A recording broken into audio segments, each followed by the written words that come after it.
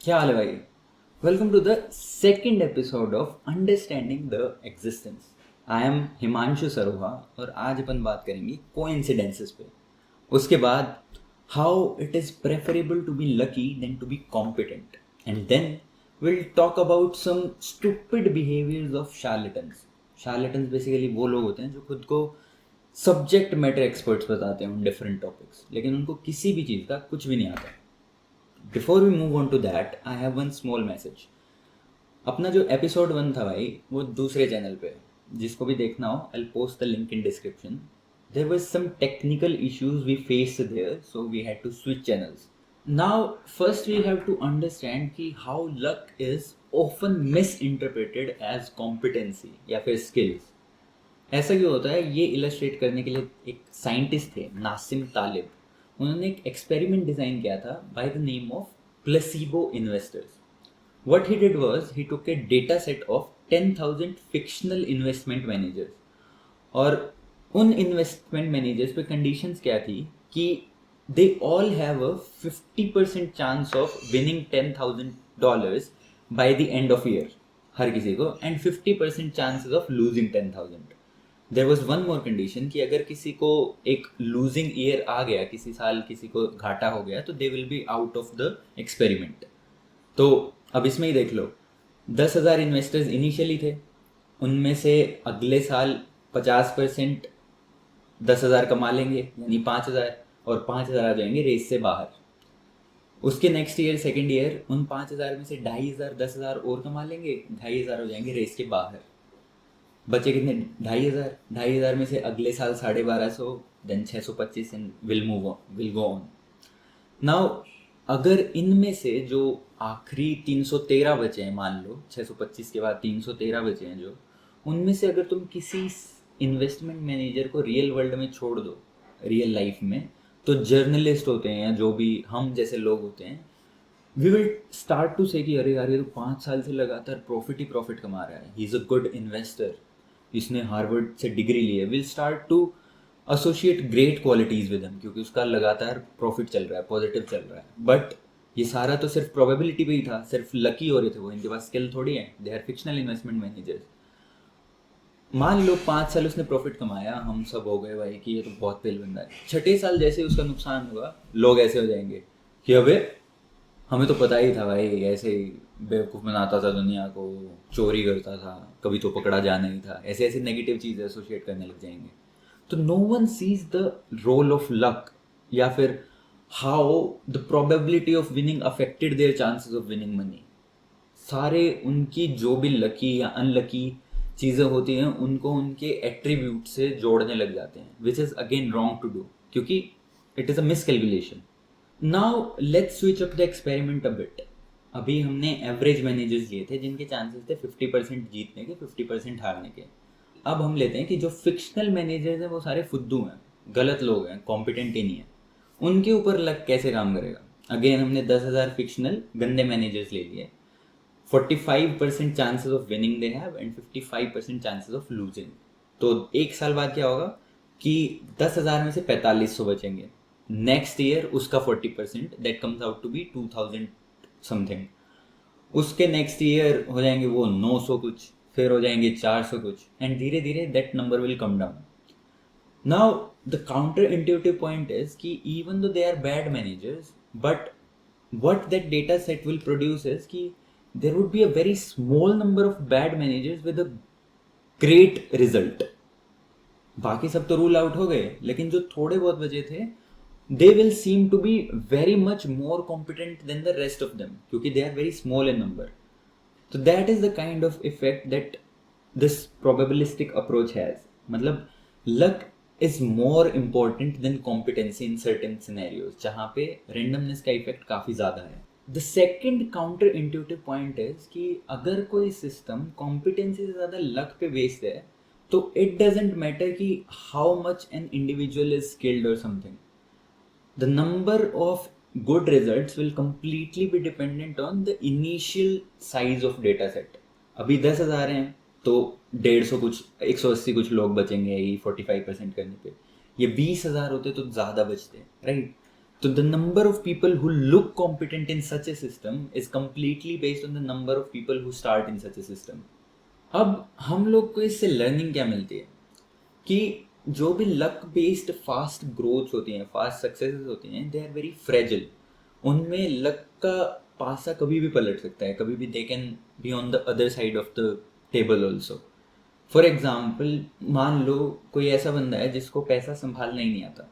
उसने ना तो कभी इन्वेस्टमेंट सीखी, ना सेविंग सीखी, खर्चा करता रहता है, उसके पास कभी पैसे नहीं बचते. And some day he gets lucky और वो लॉटरी जीत जाता है 10 करोड़ रुपए की. व्हाट डू यू थिंक वो क्या करेगा? मतलब इन्वेस्टमेंट्स करेगा, रियल एस्टेट खरीदेगा, क्या करेगा? वो बंदा सबसे पहले लाएगा फरारी और उसमें डालेगा हाइड्रोजन वाला तेल और जल्दी से भगा के लाएगा. उसके 10 करोड़ 3 महीने में निपट जाएंगे. तो the faster success builds, the faster it goes down. This can be understood with the concept known as regression to the mean. मान लो तुमने एक सिक्का उछाला. अब उसकी चांसेस क्या होते हैं? 50% हेड, 50% टेल्स. तुम्हारे साथ क्या हुआ कि पहली 10 की 10 बार हेड्स आ गया तुम्हारे पास. तुम सोचा रहे ये तो सिक्का ही खोटा है. नहीं, वो सिक्का पहली 10 बार उसने हेड दे दिया, कोई बात नहीं. लेकिन अगर उस सैंपल साइज को तुम 1000 कर दोगे, तुम 1000 बार सिक्का उछालोगे, तो it would maximum go to 550 and 450. मतलब इवेंचुअली वो एवरेज की तरफ आने की कोशिश करेगा. The skewness will be removed as we will increase the data set size. मतलब अगर कोई एक महीने में 20 लाख कमा लिए किसी ने सिर्फ ट्रेडिंग से, और वो ट्रेडिंग करता रहा, अगर वो निकाल के बग गया तो ही स्मार्ट, वो समझ गया कि अरे भाई मैं लकी था. लेकिन अगर वो सोचा कि अरे मैं तो पेलू आदमी हूँ, मैं 10 साल और ट्रेडिंग करूंगा, हर महीने 20 लाख, मैं तो भाई ट्रिलियनर बन जाऊंगा. बट ऐसा होगा नहीं उसके साथ. क्यों? क्योंकि 20 लाख उसने कमा लिए, दूसरे महीने भी मान लो उसने 10 लाख कमा लिए, तीसरे महीने 5 लाख कमा लिए, लेकिन 7वें महीने क्या होगा? उसका लॉस होगा, bringing him closer to the average. And that's the role of luck that we have to understand in order to get out of the markets at the right time. वरना फिर वही छोटी वाली सक्सेस जिस पे हम इतना कूदते हैं, खुश होते हैं, वो चली जाएगी, फिर बड़ी वाली फेलियर पर होते रहेंगे. यही सेम टाइप के सिनेरियोज हमें रियल लाइफ में भी देखने को मिलते हैं. मान लो किसी ने कपड़े की दुकान खोली, ऐसे ही लोकल गारमेंट्स, और वो अपने कपड़े ओवर प्राइस्ड बेचता है, ज़्यादा महंगे बेचता है. अब होगा क्या? मान लो इनिशियल कस्टमर्स को उसने फुद्दू बना दिया, चोरी कर ली कि सर ये देखो, ये बाहर से वियतनाम से टी शर्ट आई है, ये आई है अमेरिका से, ये आई है ब्राज़ील से, इसके होंगे 5000 रुपये. और उसने 200 की टी शर्ट 5000 में बेच दी. ठीक है, खरीद लिए, वो आदमी बेवकूफ़ बन गया, कोई बात नहीं. लेकिन बाहर जाएगा, he would get to know कि ही हैड बीन मग्ड, उसको सही सही वैल्यू पे चीज़ नहीं मिली, तो he would stop going there. Plus the word of mouth will indicate कि नहीं, वहाँ मत जाओ भाई, वो महंगी चीज़ें देता है. इससे क्या होगा कि इनिशियली जो उसकी सक्सेस थी, जब वो 5-5 हज़ार की टी शर्ट बेच रहा था एक महीने, वो एक महीने ही बिकेंगी. फिर उसकी कोई 200 वाली भी नहीं लेने आएगा. अगर लेने आएगा तो उसको और सस्ते में बेचनी पड़ेगी, so that he can start the word of mouth कि भाई वहाँ जाओ, वहाँ पे प्राइस से भी सस्ती सस्ती टी शर्ट मिलती हैं. Bringing that back to regression to the mean. तो इन कंक्लूजन भाई, जो स्टेटमेंट है कि luck is preferable over competency, it is just meant for short term successes, short term goals. अगर तुम्हें किसी जगह 2 महीने रहना, मान लो तुम मालदीव्स घूम के आए, वहाँ पे लोगों को ठग लो, टूरिस्ट को कह दो भाई मैं तो यहीं का नेटिव हूँ, आ जाओ तुम्हें नई भाषा सिखाता हूँ. उसको हिंदी सिखाएगा अंग्रेज को, वो वहाँ बोलेगा, उसको कहीं पे समझ ही नहीं आ रही, लेकिन तुम्हारे तो पैसे बन गए. लेकिन अगर तुम रेगुलर मालदीव्स में रहते हो और तुम टूरिस्ट को ठगते हो, तो तुम्हारा पाकिस्तान जैसा हो जाएगा कि अरे वो ऊँट पे बैठा के मेरे को 200 मीटर ले जा रहा था, 1 किलोमीटर ले गया, फिर बोलता मेरे को 4 गुना पैसे दो. That is not fair to the world and it will give you bad results also in long term. भाई अब ये जो लर्निंग है, ये सुनने में तो काफ़ी अच्छी लग रही है, लेकिन ये अपनी लाइफ में काम करना तभी चालू करती है when we understand the role of luck in our successes. ऐसा क्यों कह रहा हूँ? क्योंकि जो ये साइंटिस्ट है अपने नासिम तालिब, इनके पास एक बार एक इन्वेस्टमेंट मैनेजर आया. वो बंदा बोलता कि there is a opening in a great company और मेरे को वहाँ पे जॉब करनी है. ये रहा मेरा ट्रैक रिकॉर्ड और इसके बेसिस पे बताओ what merits can I put into my resume. तो नासिम तालिब सीधा बोलते हैं, यार ट्रैक रिकॉर्ड से ज़्यादा फर्क नहीं पड़ता यार. और ये सुनते ही वो बंदा गुस्सा हो गया, इतना गुस्सा हो गया कि उसने अपना लाइटर, वो सिगरेट स्मोकर था, वो लाइटर फेंक के मारा उनकी तरफ कि मैंने इतनी मेहनत करके अपना पोर्टफोलियो इतना बढ़िया बनाया है, इतना अच्छा ट्रैक रिकॉर्ड है मेरा 5-6 साल से. तो this is the negative biasness of our minds कि we only attribute the role of luck in our failures. जैसे मान लो तुम किसी क्लास में फेल हो गए, तुम कितने बहाने लाओगे, यार आई वॉज सो अनलकी, मेरे को चिकन पॉक्स हो गया, मेरी दादी चल बसी, मेरा भाई बीमार पड़ गया था, मेरे को उसके साथ रहना था, I couldn't prepare for the exam, it was so unlucky for me. लेकिन जैसे ही उस बंदे की यूएस में जॉब लगी, भाई तेरे को पता भी है मैंने कितनी मेहनत करी है भाई, तू सोच भी नहीं सकता भाई, जितने दिन तू जिंदा रहा है ना उससे ज़्यादा दिन मैंने इस जॉब के लिए पढ़ाई करी है। That is not even possible, still they say that. तो इसको ओवरकम करेंगे, then only we get to know कि it works on both sides, और इसको यूज कैसे करना है टू आर एडवांटेज। तो किसी भी ट्रैक रिकॉर्ड की वैलिडिटी तभी हम असेस कर सकते हैं जब we know the initial size of the cohort. वरना हमें क्या पता कौन लकी था, कौन अनलकी था, कितने लोग आए थे, कितने जा चुके इस चीज़ से। अगर वो सारी चीज़ें पता चलेंगी, then only we can make a informed decision, right, कि ये मैनेजर मेरे काम आएगा भी या नहीं आएगा। वरना ट्रैक रिकॉर्ड देख के अगर चीज़ें होने लग गई तो होती ही हैं तभी तो लोग नुकसान में जा रहे हैं। अब भाई इसी इफेक्ट ऑफ लक को लेवरेज करके काफ़ी लोग फ्रॉड्स करते हैं। उनमें से एक क्रेजी सा फ्रॉड मैंने पढ़ा। हुआ गया कि एक बार मेरे जैसे किसी नाइव बंदे के पास किसी ने एक लेटर भेजा, अनोनिमस लेटर, 1 जनवरी को, कि जनवरी में मार्केट उठेगी भाई, इस नंबर पे पैसे भेजो और हम तुम्हें पैसे ज़्यादा बना के देंगे। जनवरी चला गया, फेब में एक और लेटर आया, उसमें लिखा था कि मार्केट गिरेगी। ऐसे ही 6-7 महीने लेटर्स आए and every letter contained accurate information about the market. तो जो बंदा था वो सोचा, यार ये तो सही इन्फॉर्मेशन दे रहे हैं हर महीने, why not invest in this. तो अगस्त में उसने अपनी सारी सेविंग्स उनको भेज दी उस नंबर पे। सितंबर में उसके पैसे आए नहीं। नाउ वो गया अपने पड़ोसी के पास, परेशान था बेचारा, यार मेरे पैसे डूब गए यार, ऐसे ऐसे लेटर आते थे मेरे पास, अभी मेरे पैसे नहीं आ रहे, लेटर तो अभी भी आ रहे हैं। तो वो बंदा बोला, यार लेटर तो मेरे पास भी आया था जनवरी में, it contained the right information, लेकिन जो फरवरी में आया था ना उसमें सही इन्फॉर्मेशन नहीं थी। वो कह रहा था फरवरी में भी मार्केट उठेगी लेकिन गिर गई। On further analysis the police found out कि ये बंदे 10,000 लोगों का एक रैंडम सेट लेते थे, उनमें से 5,000 को भेज दिया कि जनवरी में मार्केट उठेगी, 5,000 को भेज दिया जनवरी में मार्केट गिरेगी। उसके बाद 2,500 को फरवरी में मार्केट उठेगी, मार्केट गिरेगी, फेब में मार्केट उठेगी, मार्केट गिरेगी, राइट। ये करते करते आखिरी में एटलीस्ट 200-250 लोग होंगे 6-7 महीने बाद जिनके पास सारे लेटर्स एक्यूरेट गए होंगे। It's completely based on chance, luck, coincidence. और इसी के बेसिस पे पीपल स्टार्ट टू बिलीव, अरे ये बंदा तो सही इन्फॉर्मेशन बता रहा है। और 6 महीने बाद या 3 महीने बाद ही कुछ लोग इन्वेस्ट करने लग जाते थे। अब 200-250 लोगों की लाइफ सेविंग्स अगर किसी के पास आ गई तो उसके पोस्टेज वाले तो पूरे हो ही गए, उसके ऊपर मिलियंस और बना ली। तुम मत करना है, तुम्हें लक ही नहीं समझ आता, तुम फंस हो जाओगे। तो this is the role of coincidence in life. अगर हम सारी चीज़ें तमीज से कैलकुलेट नहीं करेंगे, we don't understand what is going on in the background, तो हमें कोई भी ठग सकता है। इंडिया में इतने बाबा क्यों बने हुए हैं भाई, दुनिया में इतने बाबा क्यों बने हुए हैं? जो स्कूल जा रहे हैं, कॉलेज जा रहे हैं, प्रोफेसर हैं, उनके पास इतना ज्ञान नहीं है लेकिन इनके पास है। हाउ?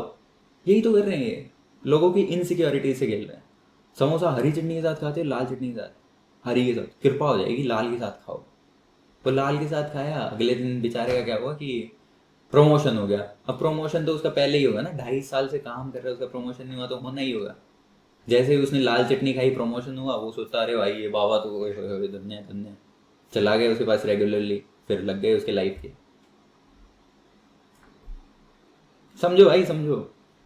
नाउ ब्रो, कभी कभार coincidences turn to probabilistic events, और उनमें हमें हमारे परसेप्शन में कंफ्यूजन आ जाता है, हमें समझ नहीं आता कि बैकग्राउंड में एक्चुअली चल क्या रहा है। एक एग्जाम्पल लेते हैं, तुम किसी दोस्त से मिलने गए, व्हाट आर द चांसेस कि you guys would be sharing the same birth day? अब दैट वुड बी 1/365, तुम्हें तो अपना पता ही है, उसका बर्थडे सेम उसी डेट पे आता होगा, दैट इज 1/365 डेज, राइट। और अगर सेम ईयर भी शेयर करना हो तो that possibility will go even further down. इसका मतलब it is a complete coincidence. लेकिन अगर किसी कमरे में 20-25 लोग हैं, वहाँ पे अगर पूछा जाए कि व्हाट आर द चांसेस कि किन्हीं 2 लोगों का सेम बर्थडे है, तो that turns out to be 50% chances कि ऐसा हो सकता है। क्यों? क्योंकि उसमें हम किसी भी पेयर को जोड़ सकते हैं आपस में, it is not just about two specific people. और ऐसे टाइम पे हमें लगता है कि अरे ये तो कोइंसिडेंस हो गया, but they are more probable events than coincidences. We often say and hear the statement it's such a small world. जैसे ही मान लो मैं हरियाणा का हूँ, मैं यूएस कभी घूमने चला गया, मेरे को कोई दूसरा हरियाणवी भाई मिल गया, तो सीधा कहूँगा भाई सच अ स्मॉल वर्ल्ड, अपन दो हरियाणवी भाई यहाँ पे मिल रहे हैं। लेकिन it's not such a small world. Haryana की पॉपुलेशन 2.5 करोड़ कुछ है भाई, और 2.5 करोड़ लोगों में से कितनी जगह लोग फैले हुए हैं, मेरे को कोई मिल गया तो it would not be such a small world. It's just कि हमारा परसेप्शन का तरीका बहुत अलग है, जिसकी वजह से we are perceiving it as a coincidence. इसी सेम तरीके से अगर कोई किसी रैंडम फैक्ट को किसी और रैंडम चीज़ के साथ एसोसिएट कर दे, then also we would start to believe it. ऐसा क्यों? मान लो किसी ने कह दिया भाई स्टॉक मार्केट की परफॉर्मेंस किसी भी कंट्री में इस चीज़ पर डिपेंड करती है कि वहाँ पे कितने लोग जीन्स पहनते हैं और कितने लोग कुर्ता पजामा। अब somehow someone can make it make sense कि these things are connected, and this new fact would fascinate us a lot। और जितना ये अपने को इमोशनली ट्रिगर करेगा, जितना वो फैक्ट इमोशनली चार्ज्ड होगा, उतना it would grasp our mind more कि अरे भाई मैंने ये फैक्ट पढ़ा। और ऐसी ऐसी चीज़ें लोग पढ़ के आगे फैलाने लग जाते हैं कि भाई वैक्सीन से हार्ट अटैक बढ़ रहे हैं, वैक्सीन से ये हो रहा है, वैक्सीन से वो हो रहा है। हजार चीज़ें बना दी उसके बारे में। अब जो भी कोई नया रील पे देख लिया किसी ने, किसी के व्हाट्सएप ग्रुप पे कोई इन्फो आ गई, they start to believe that information, और वो मान के उसको कोइंसिडेंस की बजाय फैक्चुअल चीज़ मानने लग जाते हैं। और ये जो लोग व्हाट्सएप पे आई हुई चीज़ें खुद बिलीव करके आगे उसके एक्सपर्ट्स बन जाते हैं ना, इन्हीं को कहते हैं शार्लेटन्स। इनको कुछ आता नहीं है, इन्होंने कुछ पढ़ाई नहीं करी, इनके व्हाट्सएप ग्रुप पे भेज दिया किसी ने, भाई ये देखो ये हुआ है पिछले 5 साल में, ये होगा अगले 10 साल में। पिछले 5 साल वाला भी कंफर्म नहीं करेंगे और अगले 10 साल वाला लोगों को बताने लगेंगे भाई 10 साल में तेरे लगने वाले हैं भाई, तू देश छोड़ के चला जा। किसी को हार्ट अटैक ना आ रहा हो उसको दे दें भाई, ऐसे ऐसे लोग। ऐसे ही कुछ साल पहले कुछ मेडिकल स्टेटिस्टिशियंस ने क्रेजी सा स्टैट प्रोड्यूस किया कि भाई cigarette smoking can be beneficial for breast cancer patients, it can reduce the breast cancer. Crazy है ना भाई? ये उन्होंने किया कैसे, आई डोंट नो, लेकिन मेडिकल थिंग्स में मेडिसिन टेस्ट कैसी होती हैं, they are completely based on trial and error. Historically किसी को जॉन्डिस है, उसको ये दवाई दे के देखो, या उसको कोई बड़ी बीमारी कर दो जिससे इम्यून सिस्टम स्ट्रांग हो जाए। मर गया तो ठीक है, मतलब ये दवाई नहीं देनी, नहीं मरा तो हाँ ये दवाई देनी है। ऐसे ही आजकल क्या होता है, रैट्स पे, मंकीज पे, रैबिट्स पे टेस्टिंग होती है, उसके बाद ह्यूमंस पे आते हैं। लेकिन इसमें एक क्रेजी फ्लो है भाई। मतलब अगर तुम किसी बंदे को सिगरेट पिला रहे हो, उसके पास मतलब उसको और फैक्टर्स भी तो इन्फ्लुएंस कर रहे हैं। वो खाना कैसा खा रहा है, वो किस माहौल में रह रहा है, उसको सिगरेट तुम खुशी खुशी पिला रहे हो या ज़बरदस्ती पिला रहे हो। इट्स जस्ट लाइक सेइंग कि भाई मैंने एक बंदा किडनैप कर रखा था, उसको मैं घर पे छोड़ के जाता था, वैसे ताला बाहर से ही लगाता था, he could roam around the house, और मैं सिर्फ उसको पानी देता था। लेकिन भाई वो बंदा 1 साल से भी ज़्यादा जी गया पानी पानी पे। अरे तो घर खुला छोड़ के जा रहा है, वो खाना खा लेता होगा तेरे पीछे से, हाउ वुड यू नो कि वो सिर्फ पानी पी रहा है? तो this is the kind of ignorance that results in bad consequences. क्यों बैड कॉन्सिक्वेंस है ये? एक तो पहले ही ब्रेस्ट कैंसर बेचारे पीड़ित लोग हैं, वो उनको सिगरेट पिला के और बीमार कर रहे हो। What kind of logic is that? तो इग्नोरेंस से बचो भाई, understand the right causes and effects. क्योंकि कॉज एंड इफेक्ट नहीं समझेंगे हम तो वही करना कुछ चाहेंगे, हो कुछ जाएगा। अपनी ऑब्जर्वेशन फ्लॉड है तो हम रिजल्ट्स भी फ्लॉड ही प्रोड्यूस करेंगे। ऐसे ही एक चीज़ होती है भाई, कंपैरेटिव लक। एक बार अपने साइंटिस्ट नासिम तालिब एक कॉन्फ्रेंस में चले गए इन्वेस्टमेंट मैनेजर्स की। वहाँ पे चल रही थी इनकी हायरिंग। अब जो इनकी बड़ी बड़ी फर्म्स होती हैं जो इन्वेस्टमेंट मैनेजर्स हायर करती हैं, दे डोंट हायर इंडिविजुअल्स, वो एक ग्रुप को हायर करते हैं बेस्ड ऑन मेरिट्स, और उनको कहते हैं फंड ऑफ फंड्स।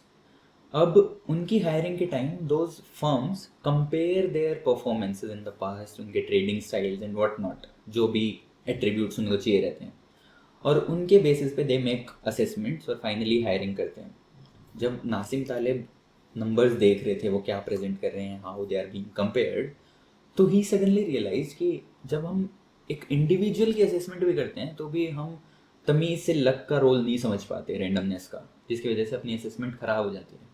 और जब दो लोगों को कंपेयर करते हैं तो ये रैंडमनेस का इफेक्ट जो हम इग्नोर कर देते हैं उसकी वजह से एरर्स अपने और कंपाउंड हो जाते हैं whenever we compare people.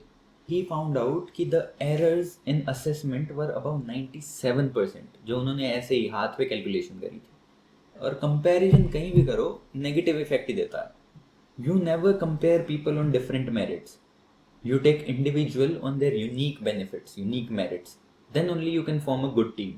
तुम मान लो तुम्हारा दोस्तों का सर्कल है, उस दोस्तों के सर्कल में हर किसी की सेम स्ट्रेंथ थोड़ी होगी, राइट? अगर हर किसी की सेम स्ट्रेंथ होगी तो तुम सब लड़ते रह जाओगे।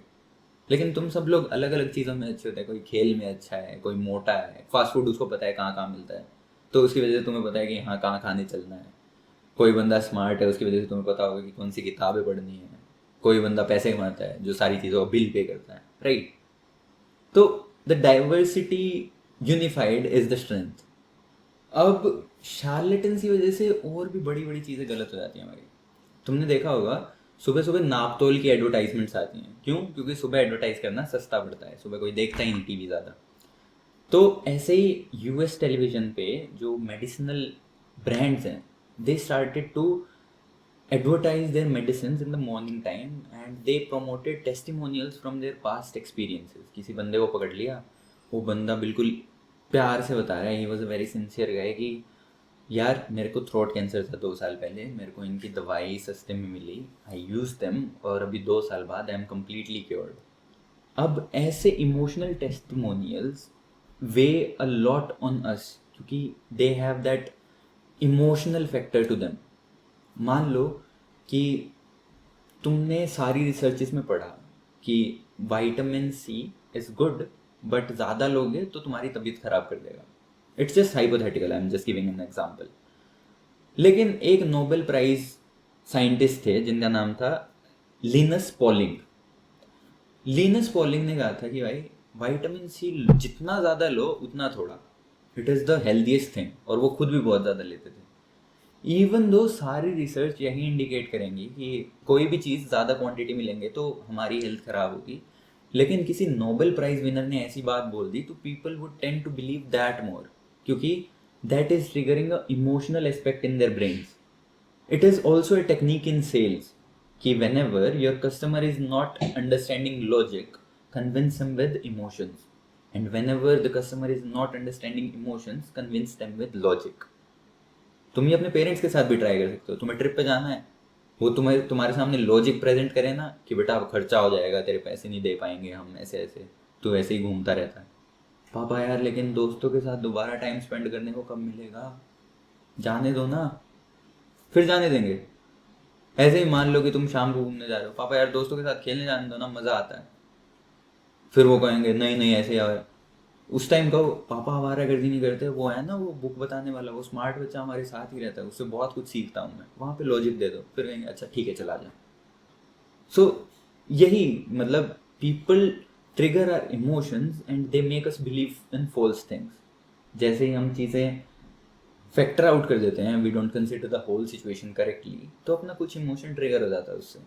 We are not completely objective, जिसकी वजह से हम आधी आधी इन्फॉर्मेशन में मानने लग जाते हैं और दूसरों को भी मनाने की कोशिश करते हैं कि भाई मैं ही ठीक हूँ। Now the thing with these wrong assessments, हम या फिर ऐसी असेसमेंट्स में बिलीव क्यों करने लग जाते हैं, is just because of our brain.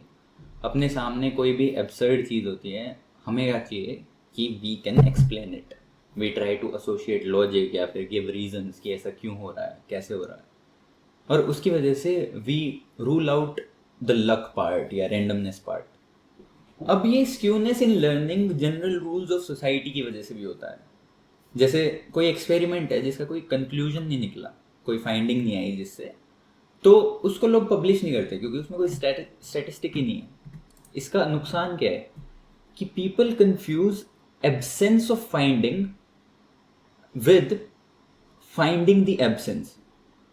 उन्हें लगता है कि इतनी सारी इन्फॉर्मेशन यूज करके अगर कोई स्टैटिस्टिक नहीं निकला तो ये इन्फॉर्मेशन ही काम की नहीं है, which is again wrong. It is wrong क्योंकि कुछ ना होने के पीछे भी बहुत सारी इंफॉर्मेशन छुपी हो सकती है कि क्यों नहीं हुआ, व्हाट फैक्टर्स प्रिवेंटेड इट, या फिर व्हाट आर द थिंग्स जिनकी वजह से इतनी सारी चीज़ें होने के बाद भी ये नहीं हो पाया।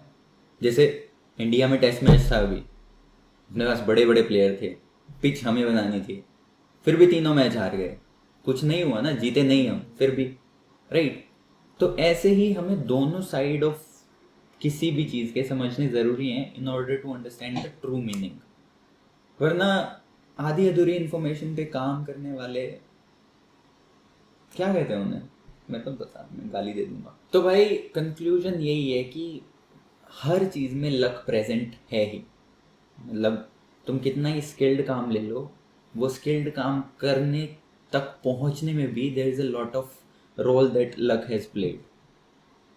वैसे ही बहुत सारी चीज़ें तुम्हें आगे भी करनी होंगी, उनमें if you know the role of luck and know the role of skills, then you can understand कि मेरी वजह से क्या हुआ है, क्या सही हुआ है, क्या गलत हुआ है, ताकि एक तो you know कि कौन से मेट्रिक्स पे चेकिंग करनी है, और सेकेंडली तुम लक की वजह से खुद को ना कोसो। सर्टेन थिंग्स, मान लो तुम बाइक चला रहे हो, हेलमेट भी पहन रखा है, ट्रैफिक रूल्स भी फॉलो कर रहे हो, लेकिन कोई बेवकूफ़ आदमी दारू पी के तुम बस से ठोक गया, तो क्या ही गलती है, उस पर कहोगे कि अरे यार बाइक चलानी ही नहीं चाहिए, तो that is a wrong assessment. तो उससे बच के रहो, थोड़ा थोड़ा ध्यान देना चालू करो, धीरे धीरे वो अपने आप बिल्ड इन हो जाएगा, तुम ज़्यादा अवेयर हो जाओगे सिचुएशंस के बारे में। तो अपना मेन काम यही है कि ऐसी ऐसी छोटी छोटी इंट्यूशंस डेवलप कर लें कि जिनसे अपने बड़े बड़े ना लग जाएं, और बाकी तो अपने को चिल करना है।